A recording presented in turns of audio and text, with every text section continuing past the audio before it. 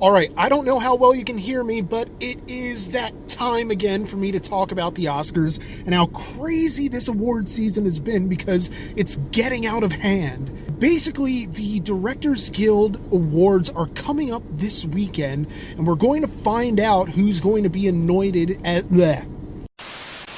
We're going to find out who's going to be anointed as the frontrunner for the Best Director Oscar.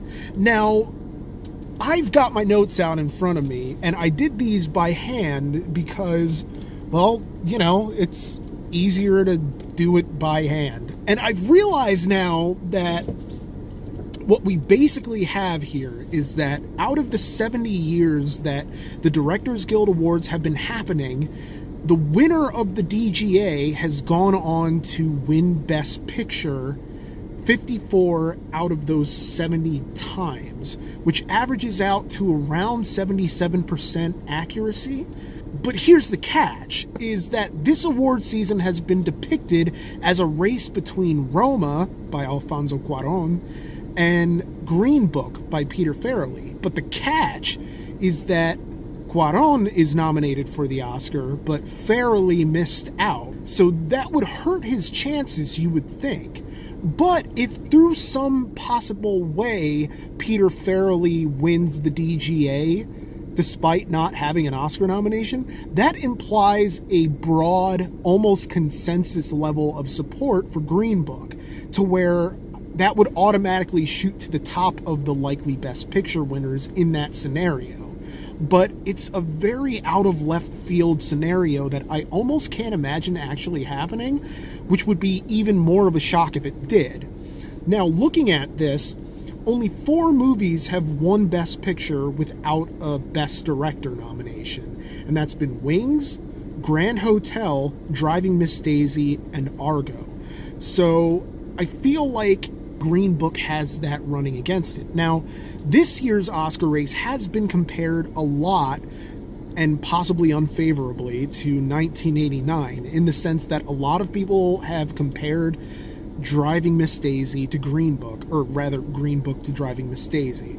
And that year you also had a similar, race-oriented film facing off against Spike Lee. Now, granted, Spike Lee hadn't been nominated for Best Director, and in fact, Do the Right Thing didn't get a Best Picture nomination either. So Spike Lee is competing for Best Director for the first time, and depending on how they feel about Spike Lee, he could be somebody who could run in there and just take the DGA award, and I don't think anyone would be that shocked by it. I mean, it's to the point where I don't think a lot of people know that this is his first DGA nomination or that it's his first Oscar nomination for Best Director, because he's been so well regarded over the years as an influential filmmaker in some respects, and so much so that he received an honorary Oscar a few years back solely for being, an influential filmmaker. So yes, the lack of a Best Director nomination certainly hurts the chances of A Star is Born and Black Panther, and yes, even Green Book. But was it something that I consider completely disqualifying for them as a Best Picture winner? Not necessarily. Now, the lack of directing nomination does hurt movies like A Star is Born and Black Panther, and yes, even Green Book, but do I consider that something that will completely rule them out as potential Best Picture winners? Well, no, especially in the age of the preferential balloting system. But back to how crazy this race is. Regardless of who wins the DGA this weekend, I think the race is still kind of wide open in a way that it hasn't been in a very long time. So let's go a little deeper with Best Picture to kind of figure out where we stand. Now, generally, when we're looking for nominations, we tend to look towards the films that are in the Best Film Editing category, because only 10 films have ever won Best Picture without a corresponding nomination in Best Film Editing. And those movies they're classics, you know? It's just because they missed out on film editing, you know, that didn't really stop them from taking the big prize at the end of the night.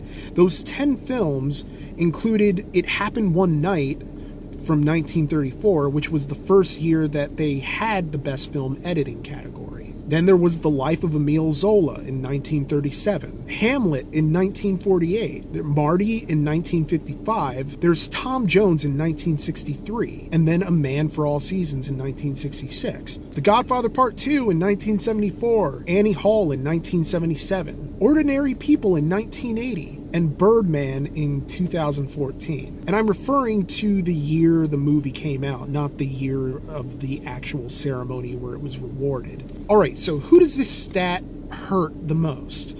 Well, it hurts, I suppose, any movie that isn't Black Klansman, Bohemian Rhapsody, Green Book, The Favorite, and Vice. Those would be the 5 big ones that are most helped by this Best Film Editing nomination. If anything, it really kind of hurts Roma, which, I mean, Roma has all the ingredients to be a Best Picture winner and to be number 11 on the list of films that won Best Picture without a Best Film Editing nomination, because it's been so universally well received and well loved, and it's from a director that they've already given an Oscar to before. I mean, Alfonso Cuarón already has an Oscar for Gravity. I think he could potentially repeat at the Oscars because he's one of those filmmakers that is really respected by his peers. And even people who didn't really care for Roma can't really fault the direction. It's just such a well-crafted movie. So I almost don't want to see it as a handicap that Roma didn't make it in for film editing, but statistically, I don't really know what other choice I've got but to count it as a negative against the movie. This also kind of helps Bohemian Rhapsody, which is among the more popular films among the Best Picture nominees this year, even though a lot of people felt that it didn't deserve to get in to Best Picture. But while I view it as a statistical impossibility for Bohemian Rhapsody to actually win, I don't know that it would surprise me. You know, it has film editing, but I feel like if Bohemian Rhapsody was really going to win, it would have taken PGA. Now, granted, it does have the Best Picture Golden Globe going for it, and it beat Green Book to win that Globe. But I think the Globes kind of matter less now than they used to, which isn't to say that having a Golden Globe isn't a big feather in the cap. But, for instance, Roma couldn't compete for Best Picture at the Golden Globes because it's a foreign language film. And it won in the foreign language film category, but they don't allow foreign language films to compete in the main Best Picture races, comedy or drama. So I kind of feel like it's something to take into consideration because Roma is still very much in this race. Okay, so we're going to move on to the acting races, but really quick, one last bit to wrap up with Best Picture. Basically, going through and looking at the stats, I realize now that only 10 films have ever won Best Picture without any acting nominations whatsoever. Now, I'm addressing this because a lot of people feel that the tide is turning towards Black Panther in the Best Picture race, thanks to its victory in the Best Ensemble category at the Screen Actors Guild Awards. Now, never mind that the Screen Actors Guild Award for Best Ensemble has only matched up with the Oscar for Best Picture 11 out of 24 times. Or actually, no, out of 23 times, because there wasn't a Best Ensemble award for the first SAG Award ceremony. But I digress. Or actually, technically, it should be 22 times, because we're still waiting on the 24th time to come through. But I digress. Only 10 films have ever won Best Picture without an acting nomination at all.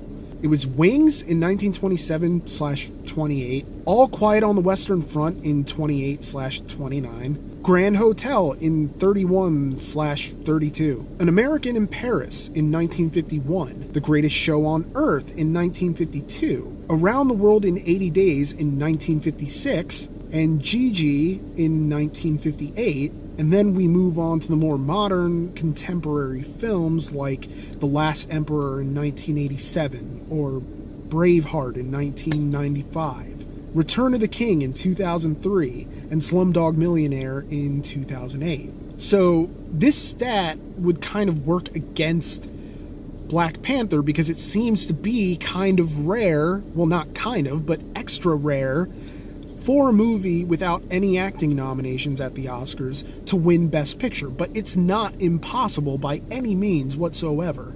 It's just going to be a bit of a long road. They're going to need to have a huge groundswell of support to want to reward Black Panther with Best Picture. And even people who like the film kind of don't view it as an Oscar movie. And the SAG Ensemble Award is pretty important in that it's generally viewed as difficult to win Best Picture without a SAG Ensemble nomination. Now, the lack of ensemble nominations at SAG for movies like Green Book and Roma would seem to be working against them because only 2 movies in the past, 25 years have won Best Picture without a SAG Ensemble nomination, and one of them happened last year. It was The Shape of Water.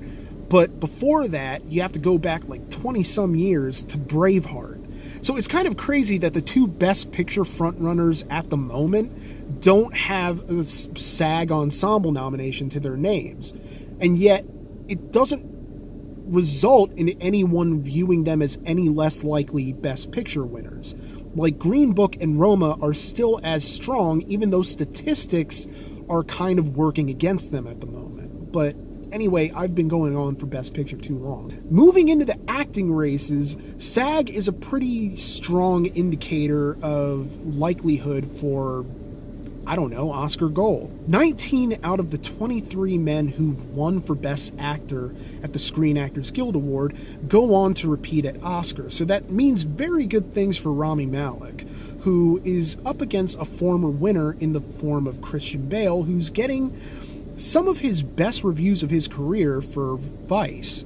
But I think there is a sort of Star is Born mentality, no pun intended, because I don't actually expect Bradley Cooper to win anything this year. They're going to give him something eventually. I just know they will. But just not this. I think there's a kind of Star is Born mentality with Rami Malek, and Oscar loves anointing a star and sort of being able to claim them as someone that maybe they discovered or someone that they launched. I think back to Marion Cotillard, who won for La Vie en Rose. That was kind of a superstar-making moment, I think Jennifer Lawrence winning for Silver Linings Playbook. I think Gwyneth Paltrow winning for Shakespeare in Love. They love taking an ingenue and launching them into the stratosphere, whether it's male or female. Now, granted, Rami Malek isn't new to the game, but it's this feeling of support that we can take this guy and launch him into the stratosphere by giving him an Oscar. And also, the Academy loves it when you play famous people. Now, granted, Christian Bale did that too, and so did fellow nominees Willem Dafoe and Viggo Mortensen. But I think they love their performances bigger and louder, and so it really will just be a matter of preference between Malek and Bale. But right now, Malek is in the lead based on statistics.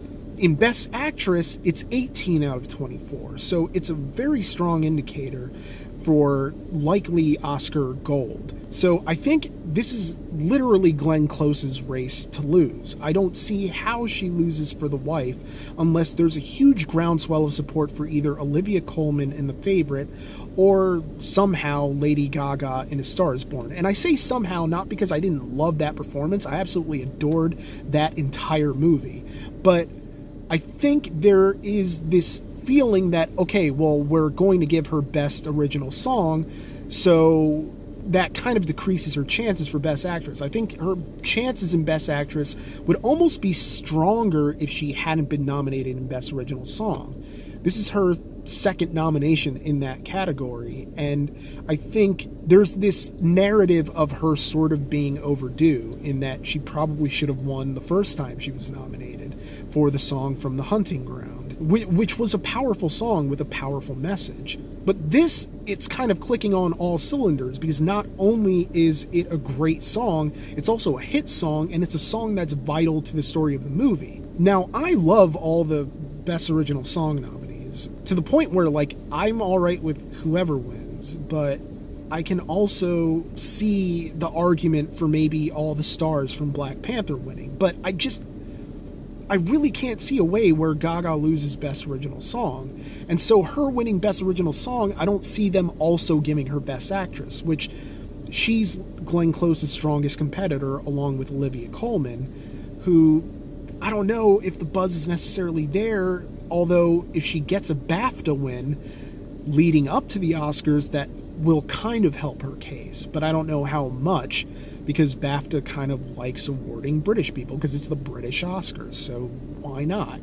So I think Glenn Close is a safe pick for Best Actress. In Supporting Actor, we have 15 out of 24 going on to win the Oscar. Now, your case is stronger if you're a lead performance masquerading as a supporting performance. I think back to when Benicio del Toro won the Oscar for Traffic in 2000. He was not in Best Supporting Actor for the SAG. He was nominated in Lead Actor for the SAG, and he won that, I think. Actually, no, I'm not sure if he won it or not, so don't quote me on this, but basically, Benicio del Toro was placed in Lead Actor, which made him seem that much stronger in the Oscar race for Supporting Actor, to the point where he was pretty much a no-brainer, and he won. Now, Mahershala Ali, he wasn't put in Lead Actor at the SAG Awards, but it's very much a co-lead performance. And it's almost sort of being treated that way, in that it's such an overpowering performance that anchors the film in a very real way for Green Book, to where I think there's a very strong case for Mahershala Ali getting his second Oscar. Although Richard E. Grant is definitely in the conversation. He gives one of the most moving and powerful performances of the year in Can You Ever Forgive Me? So he's kind of a dark horse to pull off the upset. But, I mean, I don't really know what the chances are. Well, I mean, I guess the chances are 6 out of 24. But wait, no. 9 out of 24. I can't do math. In Supporting Actress, the odds are actually stronger. You know, I think I've counted on my notebook 19 out of 24 instances in which the winner for Supporting Actress at SAG goes on to repeat at Oscar. Now, here's where we encounter the problem, which is that the presumptive Oscar frontrunner this year is Regina King for If Beale Street Can Talk, but she wasn't nominated for a SAG. Now, granted, it's not impossible to win an Oscar for Supporting Actress when you've missed out on SAG. Marcia Gay Harden did it in 2000 for Pollock. She wasn't nominated for the Screen Actors Guild Award for Best Supporting Actress, but she somehow went on to win at Oscar, which was the same year as Benicio del Toro won for Supporting Actor for Traffic. So that was a crazy year where SAG wasn't really matching up with Oscar because they had different ideas about what constituted supporting performances and lead and all this other stuff. I wonder if it was just a case that it was a crowded Best Actress field and they thought that's where Marcia Gay Harden belonged, but she didn't get enough votes to get in there rather than in Supporting Actress, so she was just snubbed, but she landed in Supporting at the Oscars and they were more ready to reward her there. This is just me guessing, or maybe the screeners didn't go out in time and not enough people saw the performance before the voting window closed. I'm just spitballing here, but moving on, out of the possibilities that we have, I still think Regina King is the strongest, but there is a very, very strong overdue narrative for Amy Adams, to the point where I think this might be her strongest chance at winning an Oscar out of all the chances that she's had so far, because people don't want to see her relegated into that category of someone who counts as like the biggest loser. You know, not that anyone who's been nominated for an Oscar can ever be in a biggest loser category, you know, but it's strange in that, like, she's been nominated a bunch of times and still hasn't won, and with each loss she gets closer to the record for most nominations without a win. And I don't think anyone wants to see her get to that point, and they would rather reward her sooner rather than later. But the problem is, when you get a makeup Oscar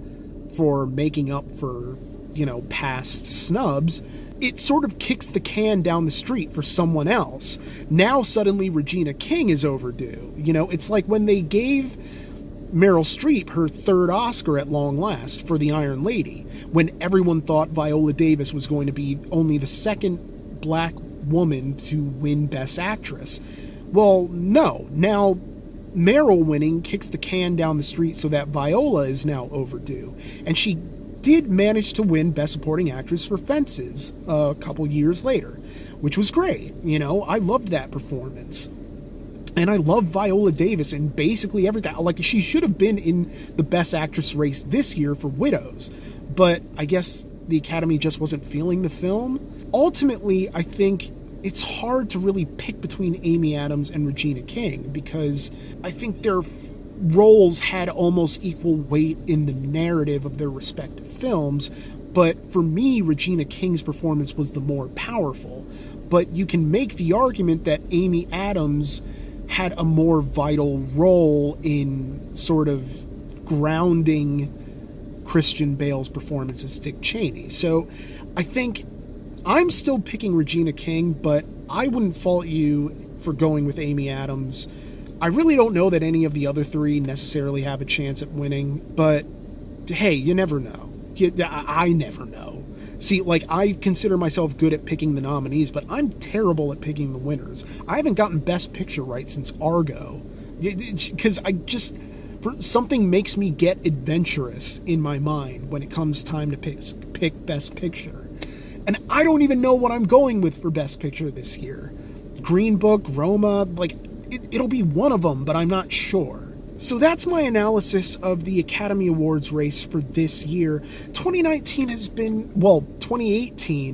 was an insane year for film, but the race here in 2019 is even crazier than even I anticipated. So this is going to be a very hard year to pick out the winners in some categories.